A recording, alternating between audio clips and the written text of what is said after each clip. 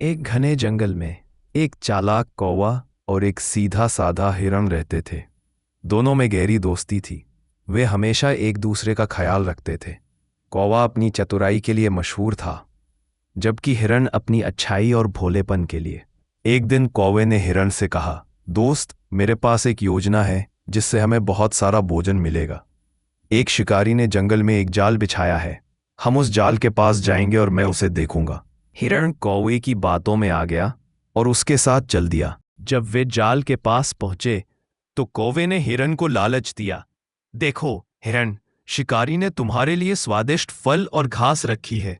तुम उसे खा सकते हो, लेकिन एक बात याद रखना, जाल से दूर रहना। हिरण लालच में आ गया और कौवे के कहने पर जाल के पास चला गया।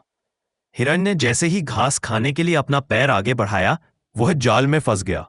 कौवा यह देखकर बहुत खुश हुआ और मन ही मन सोचा, अब हिरण जाल में फंस गया है और शिकारी आएगा। मैं उसे बताऊंगा कि हिरण को कहाँ पकड़ा है और फिर शिकारी मुझे इनाम देगा।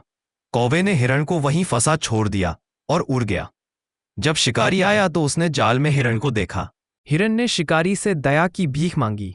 शिकारी ने हिरण की आंखों में डर और पछतावा देखा। शिकारी ने हिरण को दया दिखाते हुए जाल से बाहर निकाल दिया। हिरण ने शिकारी को धन्यवाद दिया और उससे दूर भाग गया। कौवा, जो पेड़ पर बैठकर यह सब देख रहा था, बहुत निराश हुआ। उसे लगा कि उसकी योजना बेकार गई। तभी एक चील ने कौवे को देखा और उसे लालच और चालाकी का फल सिखाने का फैसला किया। चील ने कौवे पर हमला किया और उसकी चतुराई पर उसे शर्मिंदा किया। कौवे को अपनी गलती का एहसास हुआ। नैतिक शिक्षा: इस कहानी से हमें यह सीख मिलती है कि हमें लालच और स्वार्थ से बचना चाहिए। दूसरों को धोखा देकर अपना फायदा चाहने वालों का हमेशा नुकसान ही होता है। सच्ची दोस्ती और ईमानदारी हमेशा काम आती है। ऐसे ही मजेदार और सच्ची कहानी के लिए हमारे चैनल को सब्सक्राइब करें।